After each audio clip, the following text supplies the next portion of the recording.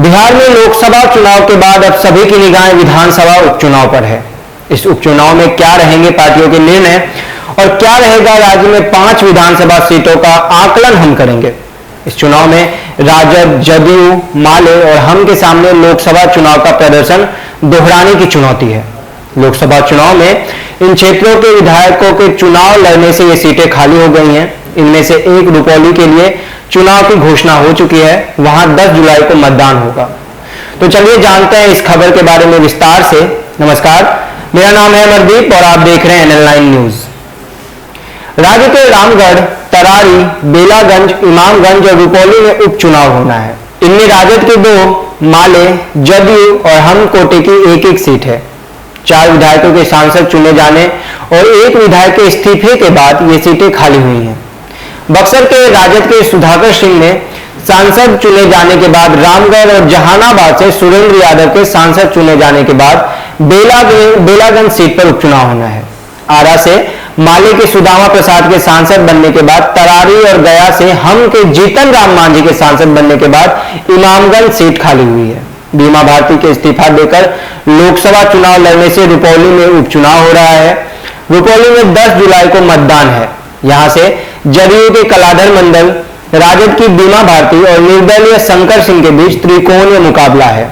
अगर हम 2020 के विधानसभा चुनाव पर एक नजर डालें तो वर्ष 2020 के विधानसभा चुनाव में बेलागंज पर राजद के सुरेंद्र यादव ने जदयू के अभय कुमार सिन्हा को 28,000 मतों से हराया था।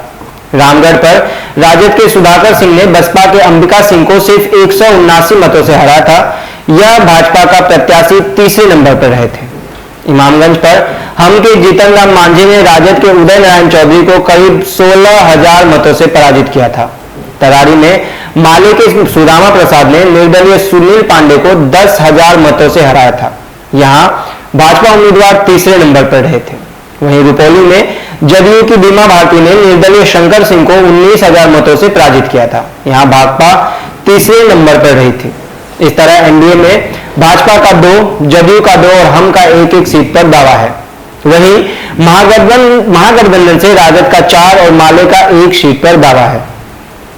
वहीं 2024 के लोकसभा चुनाव की बात करें तो लोकसभा चुनाव 2024 के संपन्न होने के साथ ही केंद्र में नरेंद्र मोदी के नेतृत्व में नई सरकार बन चुकी है। हालांकि इस चुनाव में एनडीए और खासकर बीजेपी को बहुत बड़ा झटका लगा। 400 सीट पार का दावा करने वाली भारतीय जनता पार्टी सिर्फ और सिर्फ 240 सीटों पर ही सिमट गई। जेडीयू के 12 सांसदों का समर्थन सरकार बनाने के लिए अनिवार्य हो गया। चुनावी नतीजों की समीक्षा का दौर अभी भी जारी है। बिहार में भारतीय जनता पार्टी 17 से घटकर 12 सीट पर आ गई और 40 में से 40 सीटें जीतने का दावा करने वाली भाजपा को 5 सीटों का नुकसान हुआ। उपचुनाव सर पर है और ऐसे में भाजपा के नेता और पूर्व केंद्रीय मंत्री डॉक्टर संजय पासवान का बड़ा बयान सामने आया है। पटना में स्वामी सहजानंद सरस्वती की पुण्यतिथि के मौके पर आयोजित कार्यक्रम में संजय पासवान ने बड़ा बयान दे दिया। उन्होंने कहा कि अगर नीतीश कुमार साथ नहीं होते तो भारतीय जनता पार्टी बिहार में 0 पर आउट हो जाती। समारोह को संबोधित करते हुए संजय पासवान ने कहा कि मुझे कहने में कोई गुरेज नहीं है कि अगर नीतीश जी साथ नहीं होते तो बीजेपी 0 पर आउट हो जाती। यह कहने में थोड़ा अटपटा लगता है, लेकिन सच्चाई यही है। इन दिनों बिहार में ताकत का ध्रुवीकरण हुआ है।